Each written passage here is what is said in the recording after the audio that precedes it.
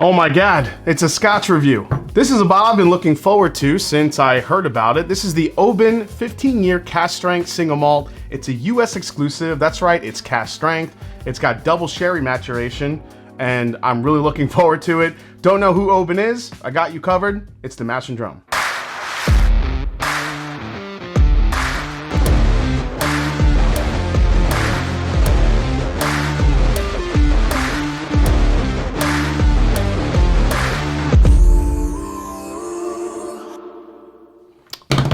What's up, folks? I'm Jason C, and welcome back to the Mash and Drum. Like the video, subscribe to the channel, and help me keep growing here in 2025. Appreciate the support. All right, so before we dive into today's Scotch review of this Oban 15, let's hear from today's video sponsor. They are back. It's the game changer. It is ZBiotics.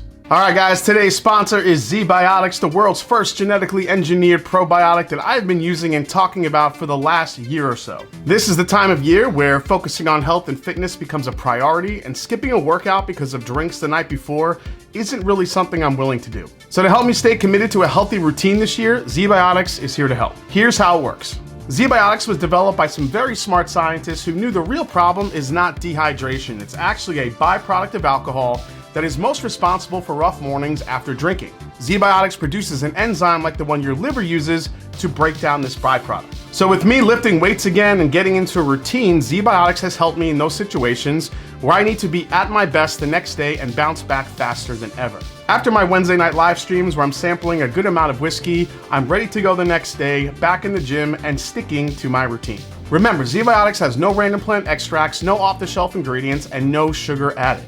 It tastes pretty good, and it just works. All you have to do is drink one of these about an hour before you start drinking, and that's it. Still drink water to stay hydrated no matter what time you're drinking, and as always, get a good night's sleep. So you want to stick to your goals in 2025 like me?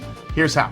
Go to zbiotics.com/mashanddrum or scan the QR code on the screen right now to get 15% off your first order when you use Mash and Drum at checkout. You can also sign up for a subscription using my code so you could stay prepared no matter the time or occasion. ZBiotics is also backed with a 100% money-back guarantee, so if you're unsatisfied for any reason, they'll refund your money, no questions asked. So you really have nothing to lose. So remember, head to zbiotics.com/mashanddrum and use the code mashanddrum at checkout for 15% off your order. Thank you to ZBiotics for sponsoring the episode, and thanks to you, the viewers, for making the sponsors happen. Cheers. All right, so I'm gonna get this poured here. All right, so let's talk a little bit about the history of who Oban is. So Oban Distillery was founded in 1794 by brothers John and Hugh Stevenson. They were actually built before the town of Oban itself and is one of Scotland's oldest distilleries. The distillery is located on the shores of the Firth of Lorne, which is the inlet of the sea between the southeast coast of the Isle of Mull and the mainland of Scotland. Oban is just over an acre in size, and the word Oban translates to Little Bay in Gaelic. Now, in the beginning, the Stevenson brothers began distilling whiskey under the name of the Oban Brewery Company, with their first release being the Cowbell Ale. The company stayed in the Stevenson family for 3 generations before being sold to a local businessman in 1866. Now, from that point on, the distillery had a lot of success. A new railway was built coming right through the town, which brought a lot more tourism. Now, unfortunately, like a lot of tragic distillery history, in 1890, a fire broke out at Oban and spread across the distillery.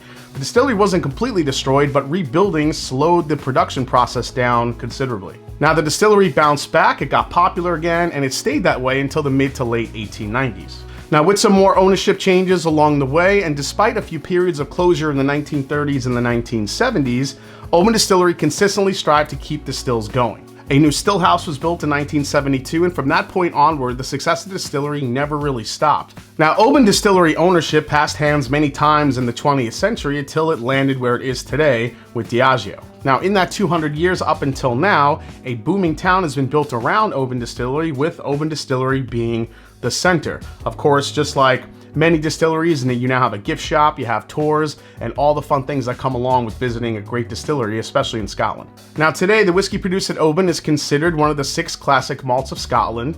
It's the second smallest distillery behind only Royal Lochnagar in Scotland. Now, while they lean toward an unpeated style of malt, they use a combination of both peated and unpeated malt, which spends 5 days fermenting. Now, their method of production has not changed in that 200-year history, And the distillery, I think the last time I read, only has about 7 people employed there. So it's a close-knit family.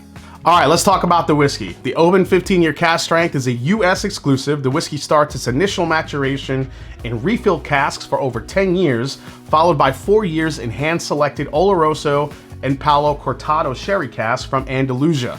It's bottled at 55.3% ABV or 110.6 proof, and it's available now in the US for about 150 bucks. At least that's what I paid for it. All right, let's dive into it. I've always been a fan of Oban, love Little Bay, so let's see how this US exclusive hits. Here we go.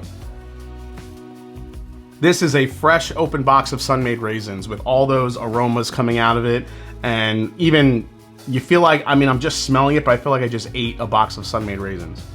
A ton of honey from that malt. I really feel like honey is a big note I get from malt, usually, especially Scottish malt. And the honey and raisin combination here is very strong. It's very sugary sweet. I also get like that nuttiness that I get with some malts. It usually comes off like a cinnamon almond or a burnt almond type of note, and I feel like I'm getting that here. But I think in this case, it's a little bit of like a sugar-coated almond. It's very sweet. Definitely get your orange and lemon peel here as well. But yeah, that raisin slash fig Newton type of note is really prevalent. So, all right, let's give it a try. I'm excited. Here we go. The proof on this is great, being 110. A lot of malt, a lot of honey here. Again, the almond to me is very prevalent. There's a huge punch of vanilla extract here that hits the mid palate, but it's followed by a lot of black pepper. Again, that spice is, you know, when you get that in a malt, you don't always get it in a malt. Typically malts can be, you know, pretty low proof, but this is beautiful the way it coats the palate. It's very syrupy sweet, sugary sweet. It's almost like chewing on one of those like gummy orange slices that are just coated in sugar. It's like those orange slice gummies just coated in sugar, but there's also like a handful of raisins going into it. It's really, again, the finish on this is awesome because I think of that cask strength nature. I feel like a good comparison to this will probably be the Macallan Classic Cut, which is a cask strength version of Macallan. However, to me, this actually is coming across a little bit richer than Macallan from what I remember. Yeah, that sugar-coated gummy orange that I feel like I'm tasting. Again, with the honey and the malt and that black pepper on the back end of here. There's a little bit of, I feel like there's a hint of the peated malt in here, a little bit of a smoky edge it has, not a lot, but I think it does bring a little bit of an added depth here, especially on the finish of it.